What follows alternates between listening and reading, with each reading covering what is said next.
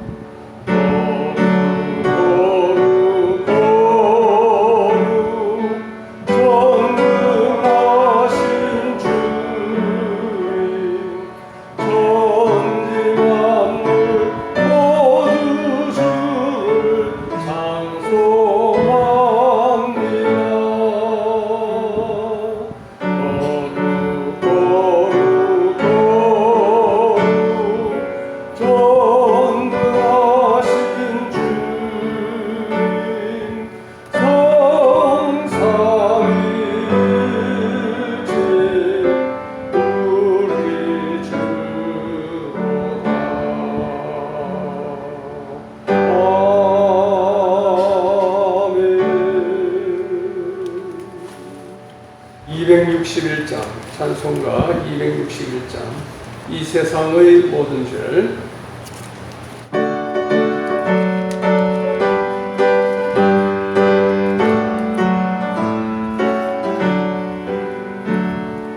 이 세상의 모든 죄를 밝히시는 주의 은혜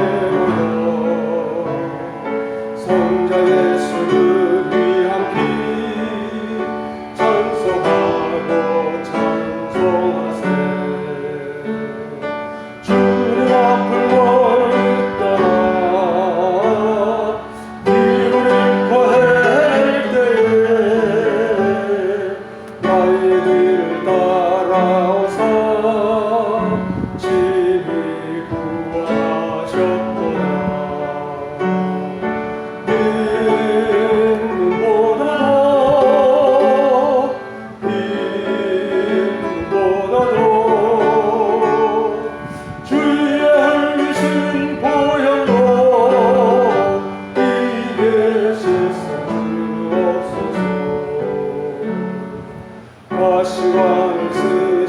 하셨으니 피로 얼굴 물드셨고 십자가의 모진 고통 나를 위해 당하셨네. 말로 형용할 수 없는 구세주의 구속하신 은혜와 크신 사랑 찬송하고 찬송하세.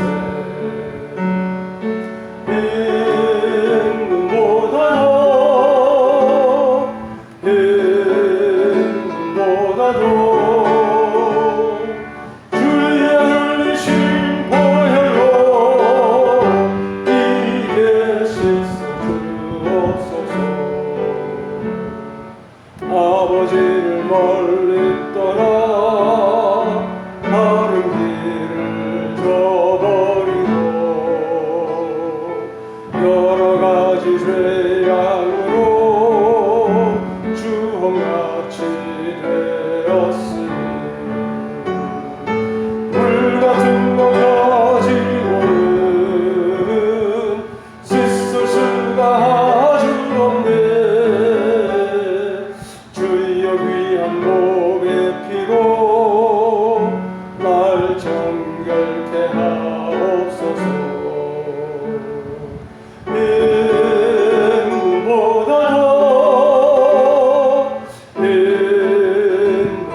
인보다도 주의 흘리신 보혈로 이에 씻어 주옵소서.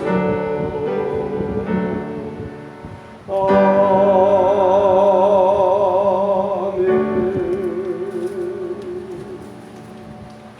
420장 새 찬송가 420장 너 성결케 위해 늘 기도하며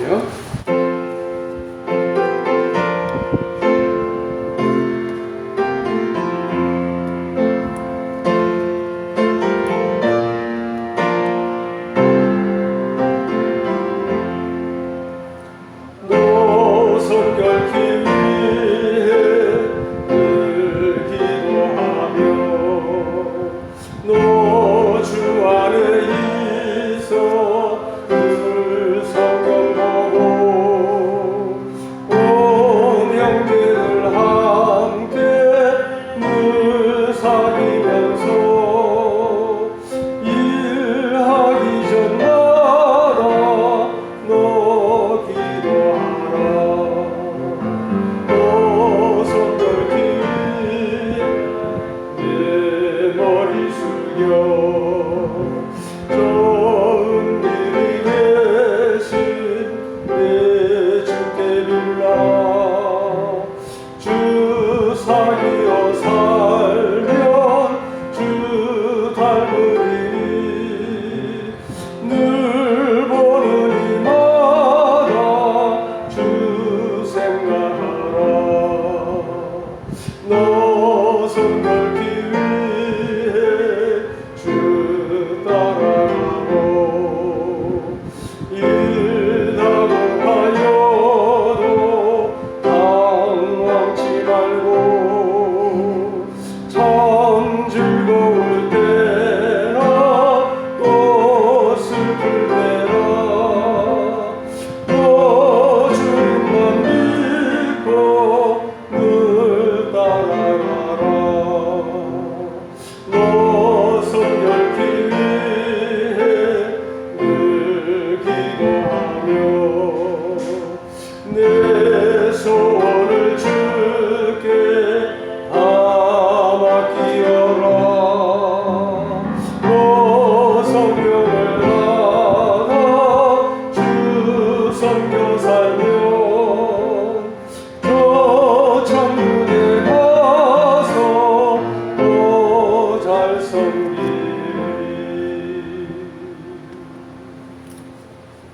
기도드리겠습니다.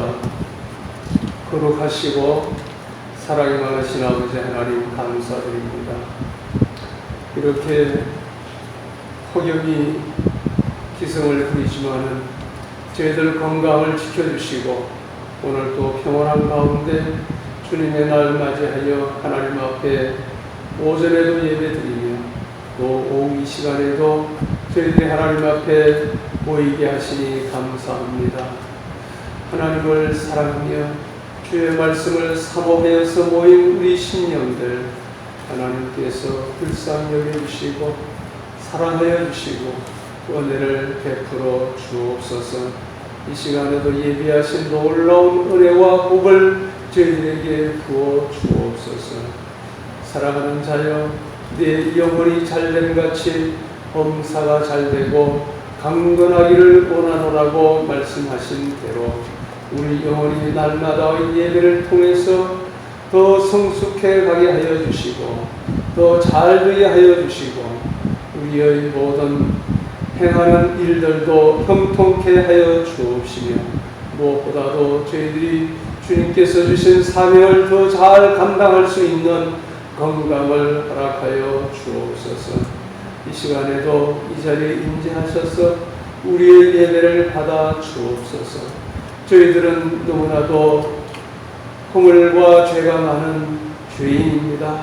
주님의 공로 의지하여서 주님의 보좌 앞으로 나아갑니다. 주님의 지성소 안으로 들어갑니다. 저희들을 주님의 보혈로 씻어주시고 성결케 하여 주셔서 우리의 예배를 받아 주옵시며 오늘도 말씀을 통하여서 우리가 어떻게 하나님을 섬겨야 하는 것인지 더 잘 깨닫게 하여 주시고 성막에 나타난 하나님의 영광, 우리 주 예수 그리스도의 사역, 또 우리 신약시대의 교회와 우리 성도들의 모습이 어떠하여야 하는 것인지 잘 깨닫게 하여 주시고 실천하는 저희들 되게 하여 주옵소서. 육신에 연약하여서 또 여러 가지 사정으로 나오지 못한 우리 성도님들 이 시간에도 기억하여 주시고 특별히 육신에 연약한 자들 하나님 강건케 하여 주옵소서. 오늘도 이제 마지막 시간까지 하나님께서 함께 하시며 영광 받으실 줄 믿사오며 존귀하신 그리스도 예수님의 이름으로 기도드리옵나이다. 아멘.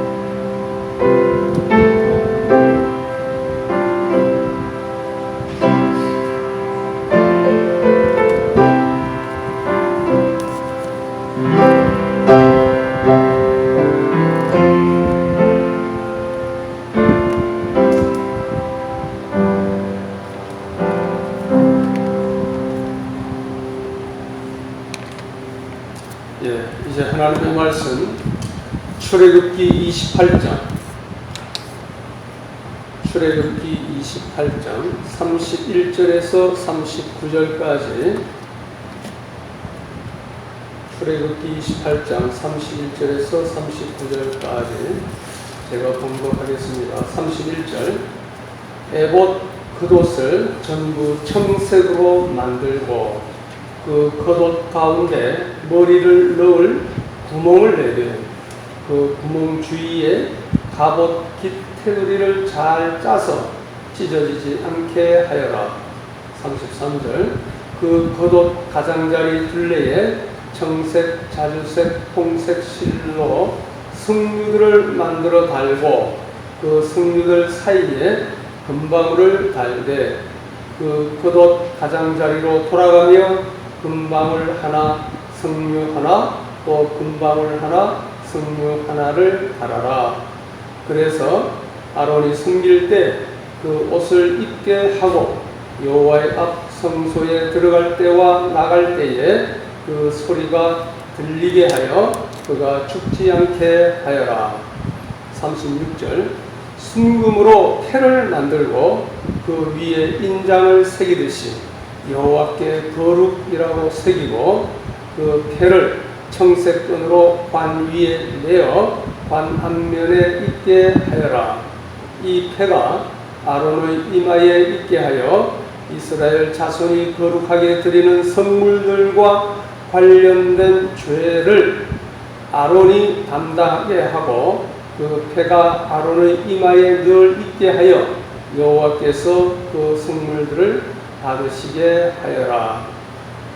39절 가는 배실로 줄무늬 속옷을 만들고 가는 배실로 관을 만들며 수를 놓아 띠를 만들어라. 아멘. 오늘 본문 36절에 여호와께 거룩이라는 말씀이 나옵니다. 개역개정에는 여호와께 성결이라고 번역을 하였습니다. 오늘은 이 본문을 중심으로 하여 여호와께 성결이라는 제목으로 말씀을 증거하겠습니다. 자, 제목을 한번 따라 하실까요? 여호와께 성결. 여호와께 성결. 한 번 더. 여호와께 성결. 여호와께 성결. 네, 감사합니다. 자, 지난 3주 전부터 우리는 출애굽기 28장으로 들어와서 성막에서 하나님을 섬기는 제사장의 주로 뭐였죠? 예복, 성복, 예복과 관련된 하나님의 지시사항을 상고하기 시작하였습니다. 지난주일 본문 출애굽기 28장 15절에서 29절은 제사장의 여러 예복 중에 무엇을 만드는 방법에 관한 지시사항 무엇이었죠? 지난주에? 가슴패 맞습니다.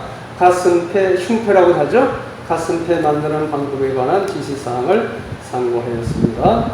가슴패도 장차 오실 메시아의 인격과 사역, 섬김과 영광을 상징하며 그 본문이 주는 영적 교훈으로 다음 5가지를 우리가 깨달았습니다. 첫째, 성도에 대한 하나님의 사랑은 영원히 끊어지지 않는다. 둘째, 성도는 하나님 안에서 모든 문제의 해결책을 찾아야 한다. 어떤 문제를 당했을 때 하나님께 여쭈고 해야 된다. 그 말씀이죠.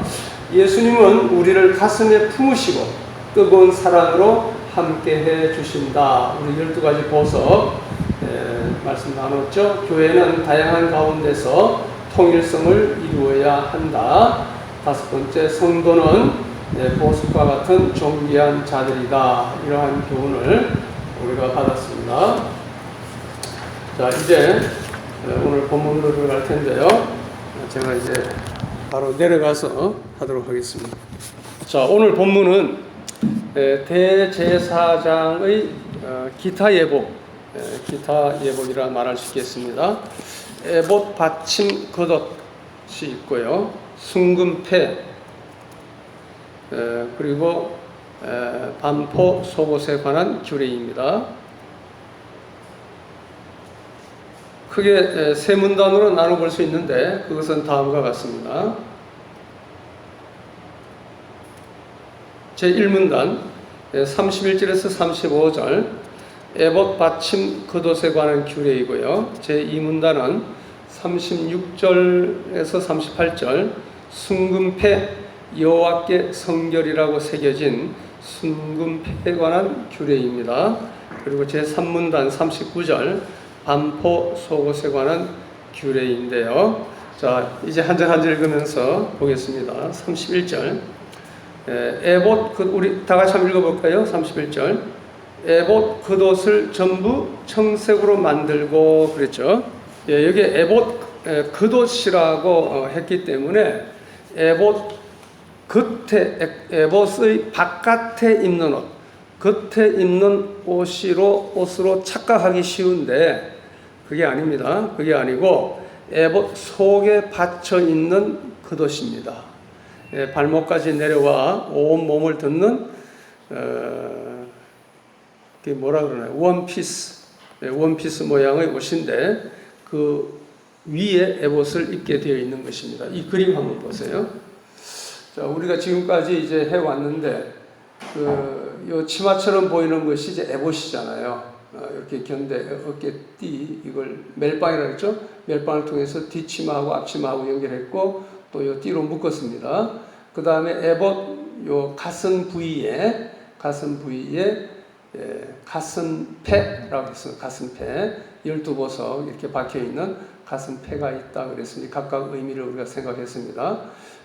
그 다음에 띠 생각, 이제 건대가 바로 멜빵이고요. 흉패, 가슴패, 속옷 아직 안 했습니다. 띠 했고요. 그 다음에 에봇은 방금 말씀드렸고, 이제 겉옷입니다. 이 겉옷.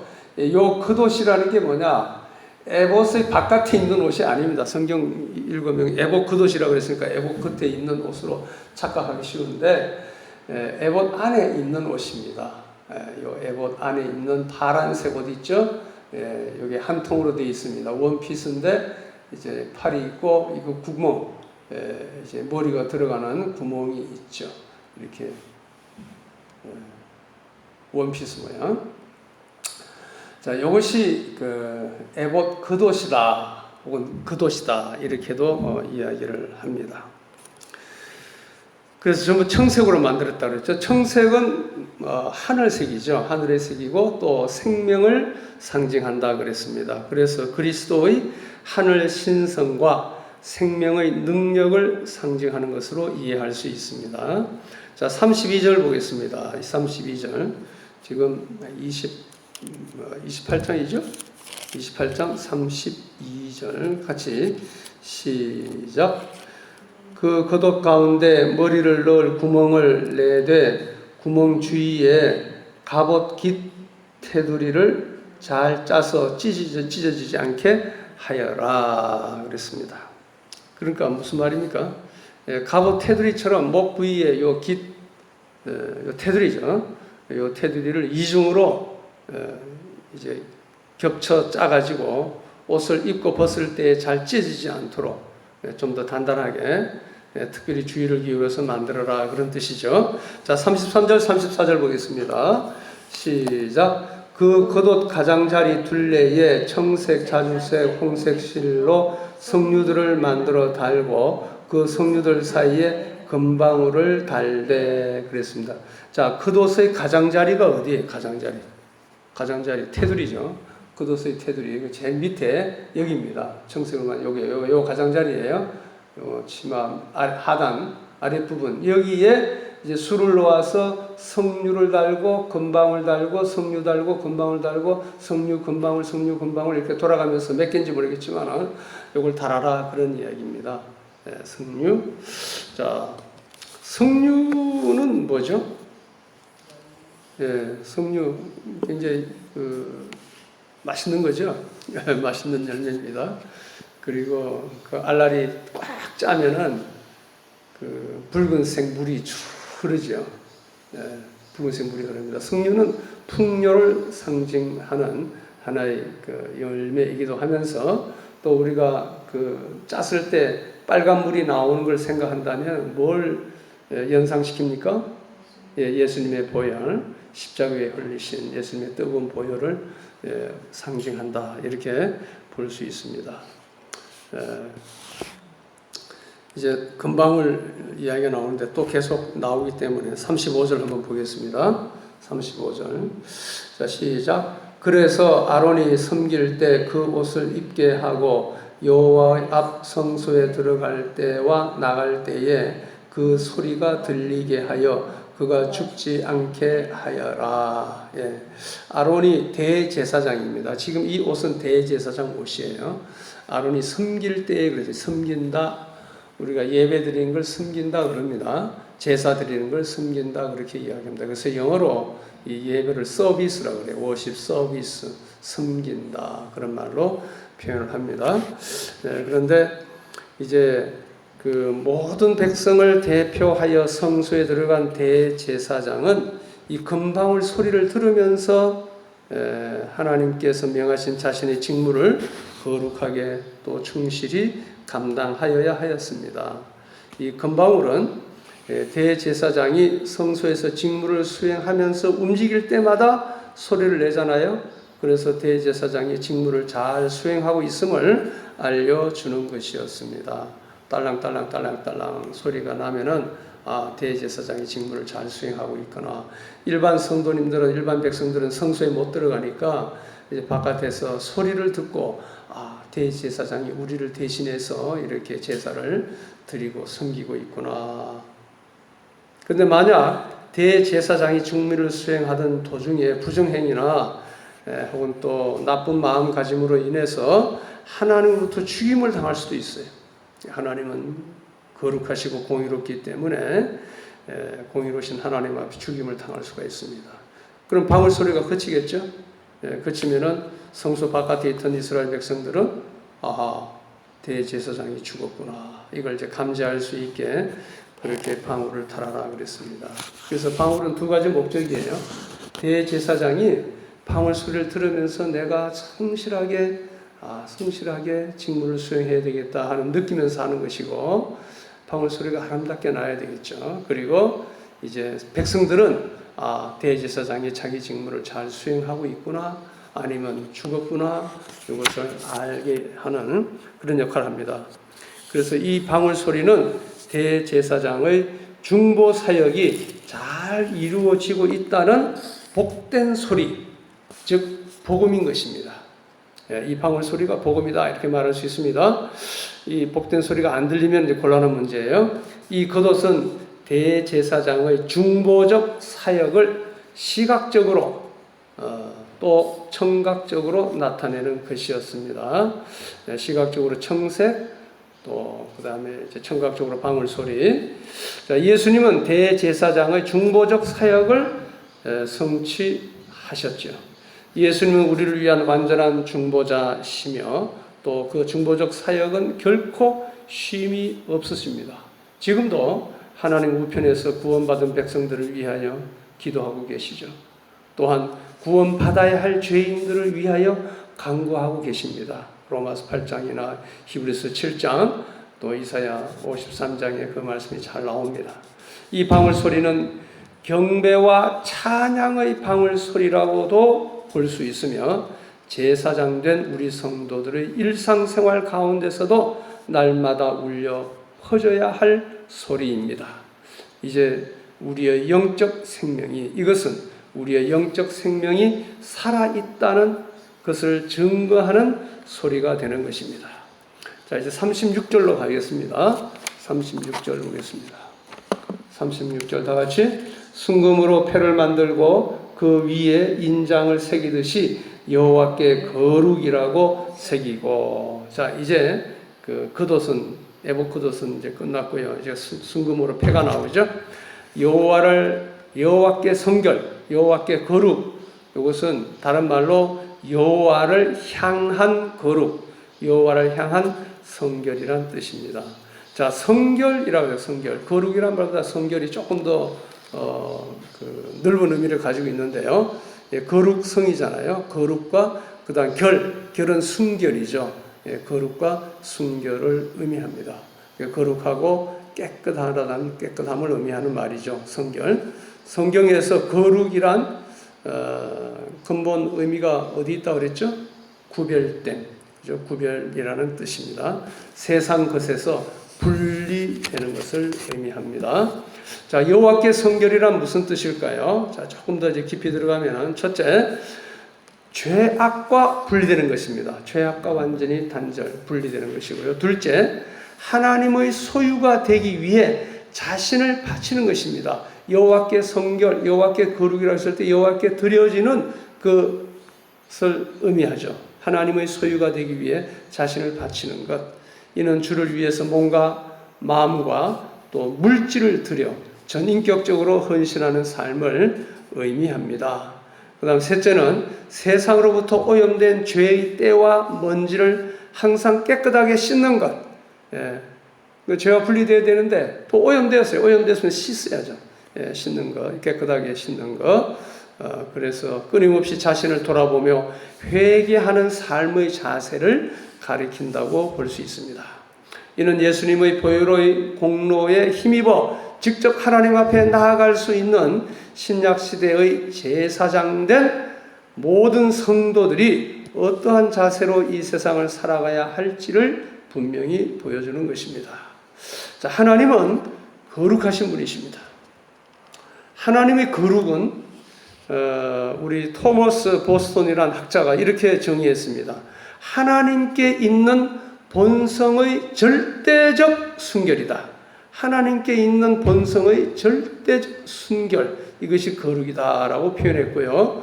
자, 거룩하신 하나님은 우리에게도 거룩을 요구하십니다. 베드로전서 1장 15절 16절 보면요. 자, 제가 읽겠습니다. 너희를 부르신 분께서 거룩하신 것처럼, 너희를 부르신 하나님께서 거룩하신 것처럼 너희도 모든 행실에 거룩한 자들이 되어라. 그러면서 16절 이는 내가 거룩하니 너희도 거룩하여라 라고 기록되었기 때문이다. 자, 내가 거룩하니 너희도 거룩하여라 라는 말씀이 어디에 기록되어 있어요? 레위기 11장 45절에 기록되어 있습니다. 이 말씀을 인용하면서 그렇기 때문에 너희도 거룩하여라 라고 지금 베드로 사도가 권면하고 있습니다. 그래서 우리 믿는 자들을 뭐라 그러죠? 믿는 자 성도라 그러죠. 거룩한 무리, 성도, 영어로 saints입니다. saints, 성도. 성도, 거룩한 무리라 그래요. 사도행전 26장 18절 보니까요. 26장 18절 한번 찾아보죠. 사도행전 26장 18절.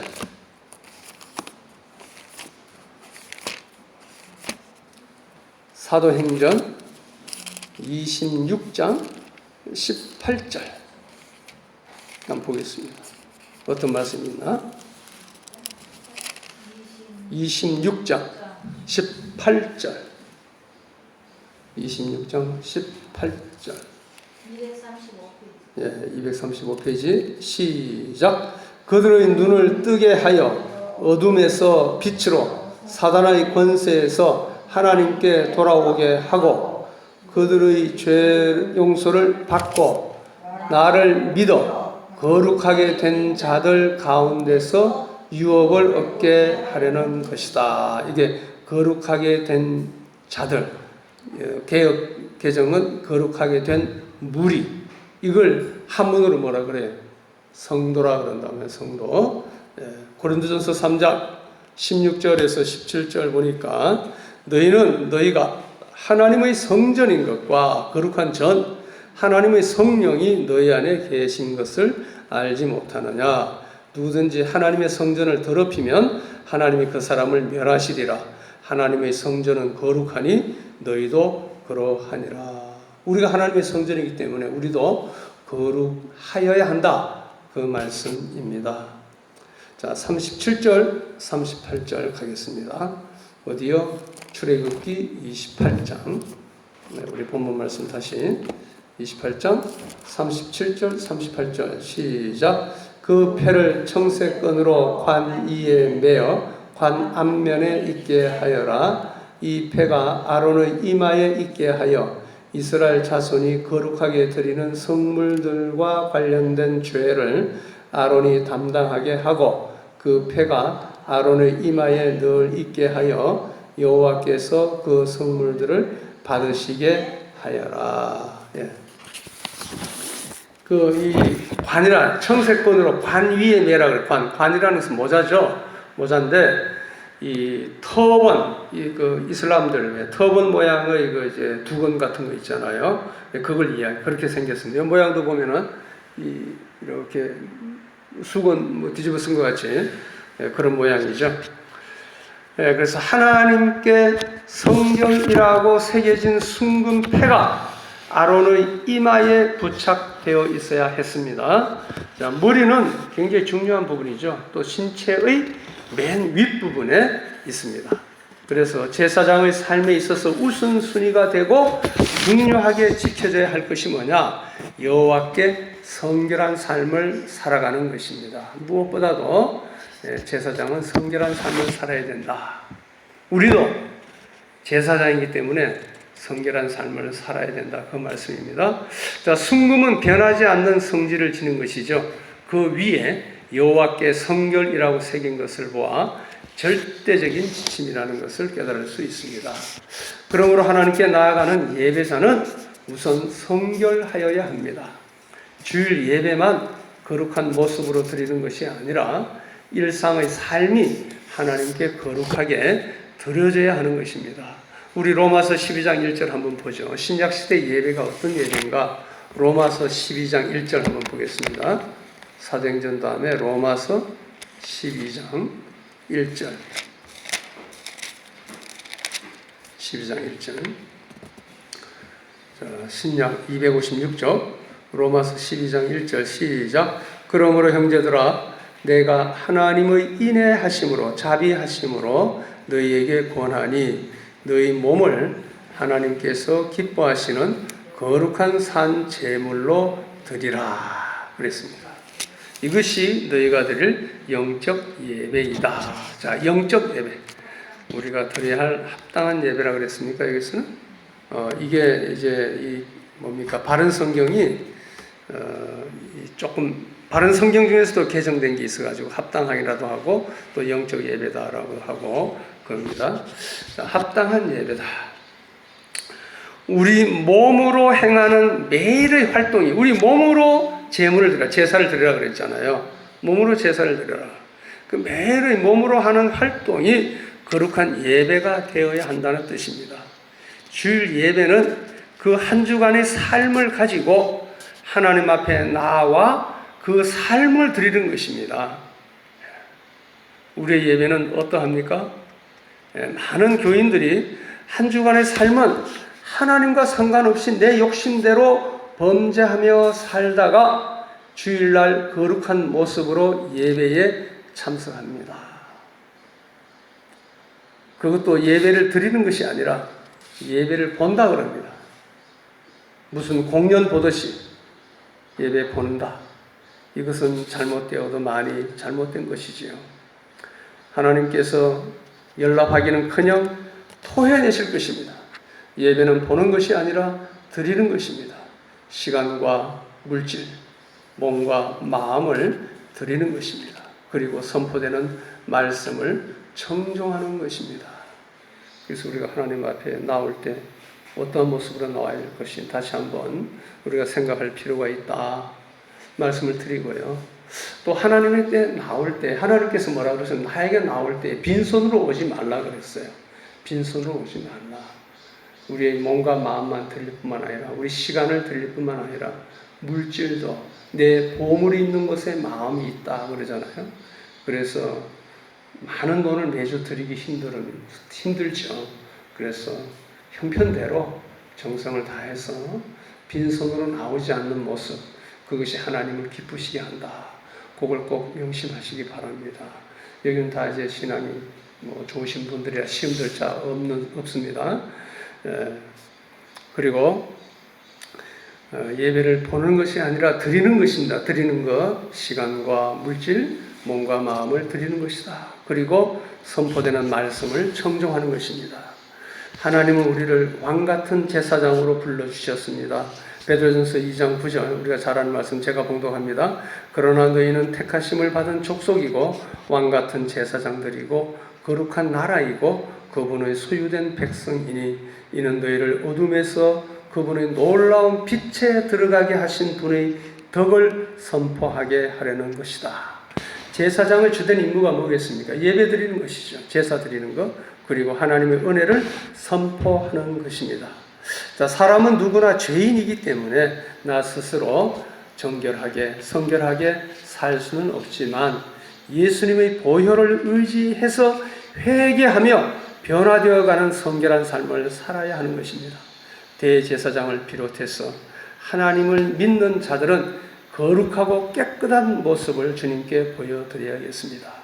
하나님의 일을 시행하는 대제사장이 자기 죄 문제를 해결하지 못하고 바른 삶을 살지 못하면 안 될 것입니다. 천박하고 속된 삶을 살아가는 세상 임금처럼 사는 것이 아니라 하나님께서 지명하여 부른 자는 성결한 삶을 보여야 하는 것입니다. 자, 여기에 성결인데 여호와께 성결이라고 말씀하셨습니다. 여호와께를 유의합시다. 사람 앞에가 아닙니다. 사람 앞에 보이려고 하는 위장된 거룩, 어떤 외식이나 바깥을 꾸미는 것이 아니라 진정성을 가진 영적 예배자의 모습을 지녀야겠습니다. 언제 어디서든지 여호와께 성결이라는 말씀을 내 마음판에 새기고 잊지 말아야겠습니다. 자, 이제 38절 하반절로 가겠습니다. 38절 하반절. 자, 38절 어디 갔어? 다시 28장으로 가야죠. 출애굽기 28장 38절. 이스라엘, 그러니까 이 패가부터 다시 합시다. 시작. 이 패가 아론의 이마에 있게 하여 이스라엘 자손이 거룩하게 드리는 성물들과 관련된 죄를 아론이 담당하게 하고 그 패가 아론의 이마에 늘 있게 하여 여호와께서 그 성물들을 받으시게 하여라. 자, 이 말씀이 조금 어려운데요. 자, 여기서 성물과 관련된 죄란 하나님께 바쳐지는 희생 제물들에게 전가된 그 이스라엘 백성들의 허물과 죄악을 말하는 것입니다. 희생 제물에게 전가된 그 죄. 그리고 담당한다. 그러니까 그 죄를 누가 담당하는 거예요? 대제사장이 담당하는 거예요. 대제사장이. 자, 담당한다 단어는 짊어지다 혹은 대속하다, 용서하다 그런 뜻인데 이는 대제사장이 이스라엘 백성들의 죄에 대하여 하나님 앞에서 용서를 비는 속죄 사역을 감당했음을 보여주는 단어입니다. 이러한 구약시대 대제사장 사역은 세상죄를 짊어지고 십자가를 지심으로 사죄의 은총을 베풀어 주신 예수 그리스도의 구속 사역을 예표하는 것이었습니다. 이미 이사야 53장 6절 보면요, 그리스도의 구속 사역을 분명하게 명시해 주셨죠. 우리는 모두 양같이 방황하여 각기 제 길로 갔으나 여호와께서는 우리 모두의 죄를 그에게 넘겨 씌우셨다. 담당시키셨다. 이미 주님 오시기 700여 년 전에 이사야 선지자를 통해서 메시아가 와서 어떻게 우리 구속 사역을 감당할 것을 예언하신 것입니다. 우리가 양같이 방황하며 제 길로 갔지만은 여호와께서는 우리 모두의 죄악을 그에게 담당시키셨다. 제사장으로서 그걸 담당하는 겁니다. 그 예언이 성취된 것을 사도 베드로는 다음과 같이 정언하였습니다. 베드로전서 2장 24절 오늘 우리 오전에도 읽었는데요. 제가 읽겠습니다. 베드로전서 2장 24절 그분이 나무에 달려 자기 몸으로 우리 죄를 친히 짊어지셨으니 제사장으로서 친히 짊어지셨 담당하셨다 그 말씀입니다. 그래서 예수님께서 대제사장으로 오셔서 어떤 사역을 할 것인지를 예표하는 내용들이죠. 우리 성도들이 하나님으로부터 죄 용서함을 받은 것은 궁극적으로는 본래부터 성결하신 분이신 예수님께서 자신을 제물로 바치신 그 보혈의 공로로 또 이를 믿는 자들의 죄를 하나님께서 용서하시고 구원하시는 은혜의 결과인 것입니다.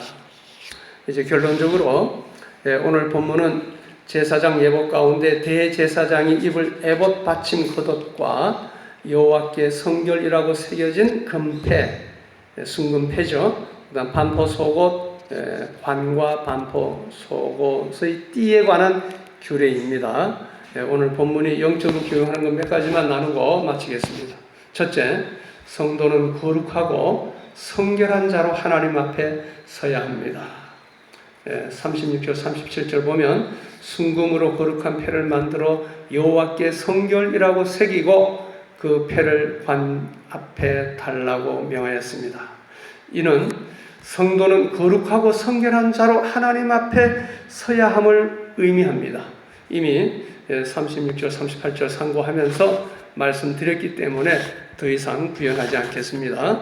자, 둘째, 그리스도의 피로 성결케 된 자만 하나님 앞에 나아갈 수 있습니다. 자, 우리가 성결한 자로 하나님 앞에 서야 하는데 사실 아무리 제사장이라고 해도 원죄를 가지고 태어난 인간이잖아요. 그래서 스스로 하나님 앞에 설 만큼 거룩할 수는 없습니다. 그래서 하나님께서는 거룩한 패를 제사장의 머리에 쓰는 관에 부착하게 하시고 그것을 통하여 그가 하나님 앞에 성결한 것으로 인정해 주셨던 것입니다. 하나님께 성결, 물론 성결하여야 한다는 그런 의미도 있지만은 네가 하나님 앞에 성결한 자다, 이미 의롭다 함을 인정받은 자다, 의롭고 성결한 자로 하나님께서 인정하시고 너의 제사를 내가 받으시겠다는 그 하나님의 마음인 것입니다. 무슨 말씀인지 잘 이해가 되시죠? 자, 여기서 우리는 중요한 사실 한 가지를 깨닫게 됩니다. 그것은 우리의 모든 죄를 정결케 하는 예수 그리스도의 피를 의지하지 않고서는 결탄코 하나님 앞에 나아갈 수 없다는 사실입니다. 우리가 성결해야 되는데 사실은 스스로 성결할 수 없으니 그리스도의 피를 의지 않고 씻어야 된다, 그 말입니다. 사람은 누구나 하나님 앞에 나아가기를 원하며 그리하여 하나님과 교제함으로써 영원한 생명을 얻기를 원합니다. 그리하여 어떤 사람들은 하나님께 나아가는 방법으로 세상의 종교를 택하기도 하고 자기 수행과 같은 방법을 택하기도 합니다. 하지만 그러한 방법으로는 결탄코 하나님께 나아갈 수가 없습니다. 왜냐하면 그러한 방법은 우리 안에 있는 죄를 정결케 하는 능력이 없기 때문입니다. 우리 다른 종교에서는요, 죄 용서라는 개념이 없어요. 무슨 불교 믿다가 오신 분 있는지 모르겠는데 불교에서요, 죄 용서라는 개념이 없습니다. 자기가 인과 응보, 자기가 행한 대로 보응을 받는다. 잘못했으면 벌을 받고 잘했으면 상을 받고 인과 응보뿐이에요. 석가모니가 내가 너희 죄를 용서한다, 그런 말 한 적도 없어요. 그런 말 안 해요. 성경만이 하나님의 공의와 또 하나님의 사랑, 죄 용서를 말씀하고 계시는 것입니다. 우리가 하나님께 나아갈 수 있는 유일한 길은 하나님께서 우리를 의롭다고 인정해 주시기 때문입니다. 그런데 이처럼 하나님께서 우리를 의롭다고 인정하시도록 하는 방법이 바로 예수 그리스도의 대속의 피를 의지하는 것입니다. 예수님께서는 무죄한 자로서, 죄 없는 자로서 죄인들을 대신하여 십자가에서 형벌을 받고 죽으셨습니다. 그러므로 우리가 예수 그리스도의 피를 의지하기만 하면 하나님께 의롭다 인정함을 받아 그 앞에 나아가 그분을 예배하며 교제함으로써 영원한 생명을 얻을 수 있는 것입니다. 이에 우리는 먼저 스스로 하나님께 나아갈 수 없는 죄인임을 깨닫고 우리의 죄를 정결케 하는 능력 있는 그리스도의 피 공로를 의지함으로 하나님께 나아가야겠습니다. 로마서 5장 8절과 10절 제가 읽어드립니다. 우리가 아직 죄인 되었을 때에 그리스도께서 우리를 위하여 죽으심으로 하나님께서 우리에게 대한 자기의 사랑을 확증하셨느니라. 그러면 이제 우리가 그 피를 인하여 의롭다 하심을 얻었은즉 더욱 그로 말미암아 진노하심에서 구원을 얻을 것이니 곧 우리가 원수 되었을 때에 그 아들의 죽으심으로 말미암아 하나님으로 더불어 화목되었은즉 화목된 자로서는 더욱 그의 살으심을 인하여 구원을 얻을 것이니라. 아멘. 히브리서 9장 14절은 이렇게 말씀하고 있습니다. 하물며 영원하신 성령으로 말미암아 흠없는 자기를 하나님께 드린 그리스도의 피가 어찌 너희 양심으로 죽은 행실에서 깨끗하게 하고 살아계신 하나님을 섬기게 못하겠느냐. 세상은 날이 갈수록 하나님 앞에 설 수 없는 죄악이 관영한 사단의 소굴로 변해가고 있습니다. 이러한 세상 속에서 살아가는 성도들은 죄악으로부터 자유로울 수가 없으며 사단의 많은 유혹에 고통을 받고 있는 것이 사실입니다. 그래서 때로는 우리의 연약한 모습을 볼 때 과연 내가 하나님 앞에 설 수 있을까 하는 의문을 가져보기도 합니다. 그러나 구약시대의 제사장이 거룩한 옷을 입고 하나님 앞에 나올 때 그를 만나 주시고 그 제사를 받으신 것처럼 하나님께서는 오늘날에도 우리가 그리스도로 옷 입고 하나님께 나아가기만 하면 우리를 만나 주시고 그 예배를 받아 주십니다. 그러므로 우리는 감사와 찬양으로 더욱 그리스도를 의지하며 하나님께 담대히 나아갑시다. 기도드리겠습니다. 공의로우시며 거룩하시며 사랑이 한량없으신 아버지 하나님, 하나님의 공의에 의해서는 우리가 마땅히 벌받아 진멸될 수밖에 없지만 하나님께서는 우리를 또 사랑하셨어요. 우리 주 예수 그리스도의 그 대속으로 말미암아 우리 죄 용서함 받는 길을 열어주시고 그 사실을 믿고 예수를 구주로 영접하는 자마다 죄 용서함 받고 깨끗함 받고 하나님의 자녀가 되게 하시며 또 우리를 다시 제사장으로 불러주시고 하나님을 예배하는 자로 복음을 전하는 자로 그 사명을 감당케 하시니 감사합니다. 하나님의 놀라운 사랑에 우리가 늘 감사하며 하나님을 섬길 때에 더 성결된 모습으로 깨끗한 모습으로 하나님 앞에 나올 수 있게 하여 주시고 우리의 매일매일의 삶이 하나님 앞에 드려지는 예배가 되게 하여 주시고 주일날 나올 때에 우리의 그 깨끗한 삶을 가지고 하나님 받으소서 고백하며 나올 수 있는 저희들 되게 하여 주옵소서. 이 놀라운 하나님의 사랑을 알지 못하는 자들에게 우리가 열심히 복음을 전하여서 그들도 하나님의 백성으로 복된 삶을 누릴 수 있도록 인도하는 사명 더 잘 감당케 하여 주옵소서. 이제 우리 초월창광교회 전도의 문이 활짝 열려져서 많은 심령들이 이 전으로 나와서 복음의 말씀을 듣고 거듭나게 하여 주시고 천국 백성으로서 같이 복된 삶을 누릴 수 있게 하여 주옵소서. 예수님의 이름으로 감사하며 기도드리옵나이다. 아멘. 찬송가 264장 정결하게 하는 셈이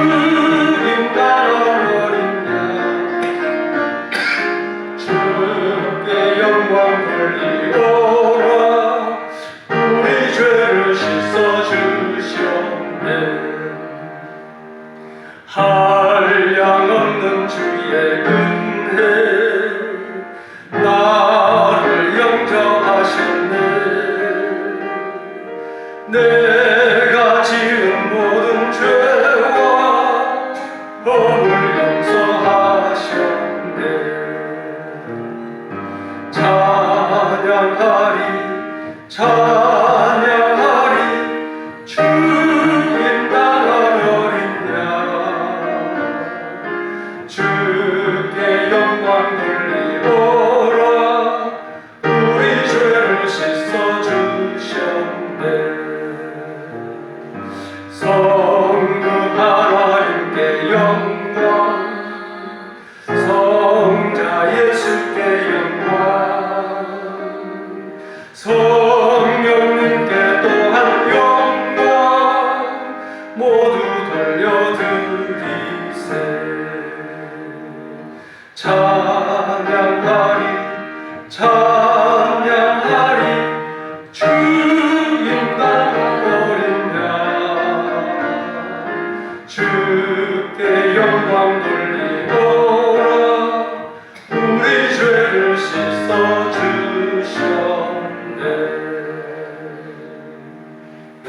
있습니다. 물티슈와 전도지와 명함 활용해서 어느 곳에서든지 전도하는 생활이 이제 습관화, 나의 체질화 되기를 소원합니다.